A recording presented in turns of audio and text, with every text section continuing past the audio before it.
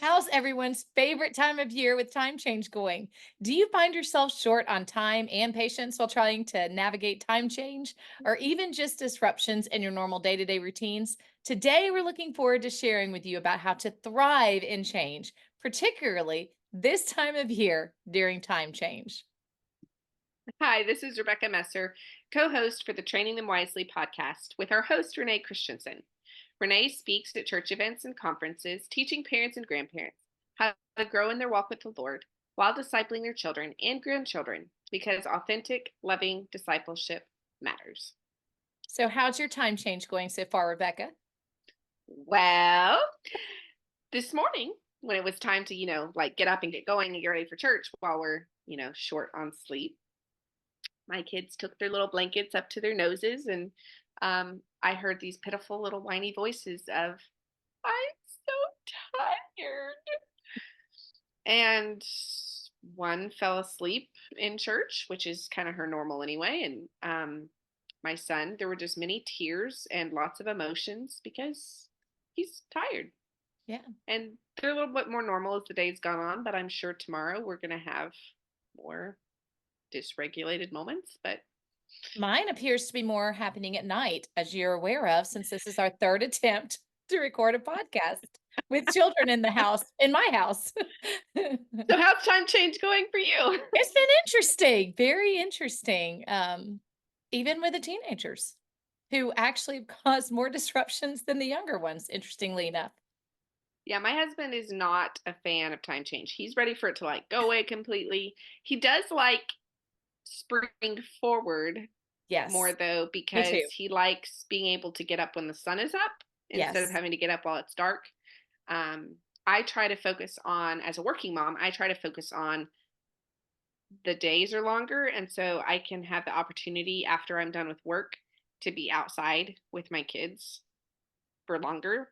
Um, the mosquitoes come out, so I'm not a fan of that. But I try to focus on the positives because Because they the have to lack. get through it anyway, and the kids are tired. I mean, my 8-year-old crawled up into my lap, covered up with my sweater this morning during church, which he doesn't ever do. It was actually really nice getting snuggles like that.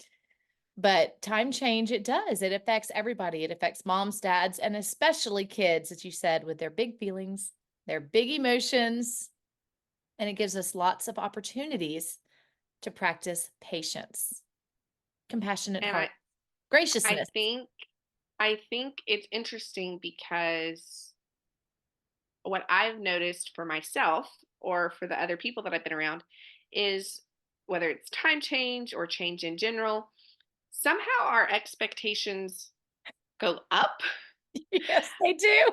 of what we're going to do or what we're expecting our kids to behave.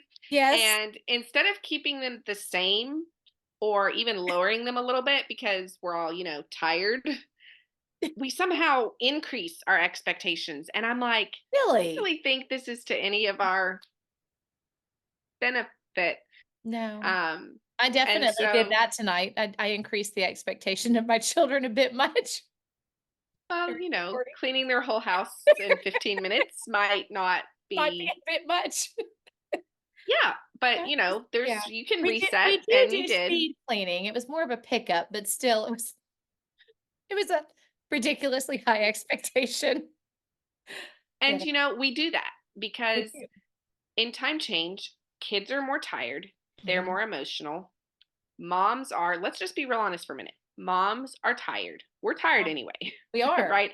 But we're somehow now more tired because we've just had an hour of life sucked from our souls with time change. And with Um, kids being more emotional and needing more of our energy throughout it the day. creates frustration, discouragement. Um, there's times where you can feel really cranky, short tempered, irritable.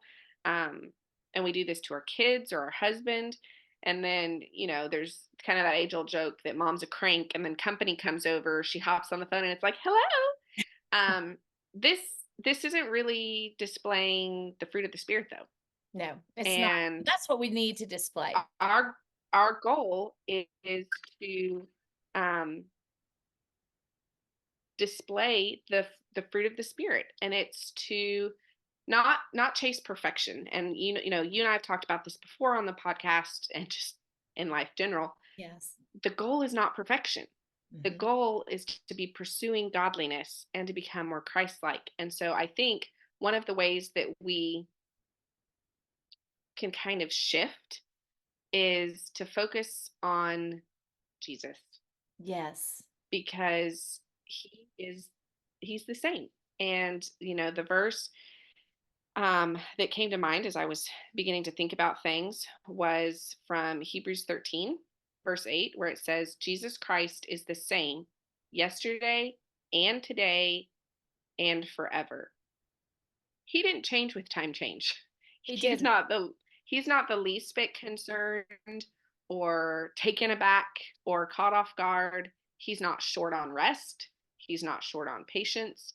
And if we can just kind of step back from the crazy and turn our eyes to him, he's going to be the one that helps us get through What we need whatever change to do. we're facing. I actually taught about Jesus being the Word today and the different names of Jesus throughout the Bible. And one of them is the Word and how he has always been, just like you're saying, he never changes. How he's our life, the light, the healer, our shepherd, he's our master. And so, if he's our master and he is giving us the assignment of raising these children, he's also going to be the firm foundation that we need in order to raise them. He is going to be the one that does show us, he lights our way so that we know how it is that we should be interacting with our children.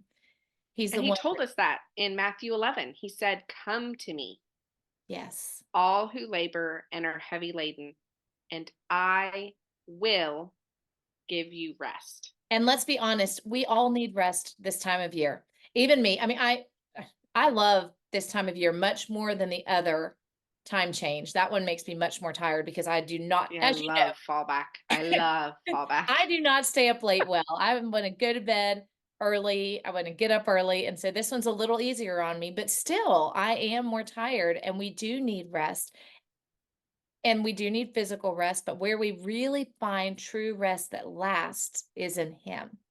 So whenever we are weary this week, that is who we need to be turning to because as parents, I was writing yesterday, going over, I'm finishing up the Colossians and Philemon adult Bible study. Very Yay! about Whoop that. It whoop. should be coming out very soon, like in the next week and a half or so. So I've been going over it, but I was in Colossians 3 yesterday, and it says, and this is true about what we need to be acting like once we are a believer, once we're a new creation, regardless of time change, regardless of disruptions.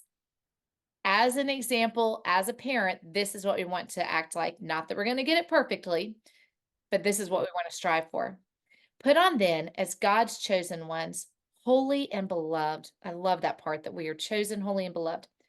Put on compassionate hearts, kindness, humility, meekness, and patience. Need plenty of that right now. Bearing with one another. And if one has a complaint against another, forgiving each other. What an awesome time of year to get to talk to your kids about forgiveness if you have Mhm. siblings that are fighting more because they are tired, we can talk to them about forgiveness and how the Lord forgave us. And as it says, as the Lord has forgiven you, so you also must forgive. And above all these, put on love, which binds everything together in perfect harmony. You know, I love to talk about love because it is so incredibly important. It's so like the one thing that I truly want my family to be is centered on Christ and loving. It is why I've got what love is in action literally on my walls. It was paint, I guess, stickers on my walls. Now it's a picture. And I just think it's incredibly important reminders for all of us because pretty much every sin that we do against each other is because we're not showing love in some way. So, how can we this week be compassionate towards our children and put ourselves a little bit in their shoes and what they're going through with the time change as well? Like she said, like you said, how can we lower the expectations so that it's reasonable? How can we show And grace? I think that is what is so important because when we go through change, it's easy for us to try to cut out fluffy things that we think, oh, I don't have time for this. And for a lot of people, unfortunately, their personal quiet time tends to Mhm. be one of those things that they can give up when they're just struggling to make time ends meet. Change, especially, is not the time to give up that time because Yes, don't do it. we we have to come to him Yes, in order to give that rest that he promises. We have to come to him yes, because in Second Corinthians 9 verse 8 it says, and God is able. He's yes. able, not us. This is not something we're going, let's be very, we are not going to be able to produce any of the fruit of the spirit and the peace, the joy, the harmony. It's not going to come from us. It has to come from him. And so it says, God is able to make all grace abound to you, so that having all sufficiency in all things at all times, you may abound in every good work. He doesn't just want us to survive and to barely stay afloat. He wants us to abound in every good work. And so he's going to give us exactly what we need. So that we can be abounding in good works. And the other thing is with your family devotions, we were talking about this some and how they might need to look a little bit different during time change. And we did Mhm. have some practical ideas of different ways that we've done it or have thought about doing it with our children. So one thing is just getting kids up, so walking around with them because it can be tired. You could listen to the Bible, you could prayer walk together, you could have conversations together, just like it says in Deuteronomy, to walk as you walk with them, to be talking to them. Could be that your kids are exhausted, and so you need to have snuggle time under blankets while you are having your family devotions. Your family devotions might need to be not on quite as difficult of a topic whenever they're sleepier, but or it might need to be on real heart change because of Mhm. lack of patience. I mean, whenever you get your buttons pushed a little bit, things out of your heart come out, right? And out of the overflow of the heart, the mouth speaks. So, how can we temper our words? How can we temper our actions so that we're being a good example of who Christ wants us to be for our children as they're going through And time it journeys? can be super practical. Like you don't have to reinvent the wheel here. As you're walking outside, talk about the Bible stories with your kids. Hey, Adam and Eve, they were walking in the garden. Do you see all this beauty around us that God has created? You can talk about creation. Um, when you're in the bathtub with them, find the little whale, find one of the little, squeaky people you have, and talk about Jonah. Talk about Noah and the ark and how God brought and make it in a way the kids are going to remember more anyway. Kids learn through play. So, especially if you have younger little ones, they learn through play. They learn through that hands-on tactile. So, instead of trying to force everybody to sit still and quiet and, have that perfect circle time, that expectations thing we were talking about, bring it down and bring it to the level that they're going to get anyway, and you'll probably be surprised to find that they really enjoy it and they look forward to that time. And that's going to encourage you as a mom It is. It is or a very, dad. yeah. So we just want to encourage you guys this week, lower that expectation. Stay in his word. Come to Jesus Yes. because he's going to make you abound. Thank you guys for joining us so much today. We hope that this was an encouragement to your heart, even if you're weary, discouraged, or frustrated. Remember, his mercies are new every day. And so you've got this, mom and dad. You can find us on any of your favorite podcast providers as well as YouTube. So please like, share, and subscribe. Also, all of the Bible studies and books are on trainingthemwisely.com or Amazon. Have a great week, and we look forward to seeing you next time. Have a Bye for great now. week, guys.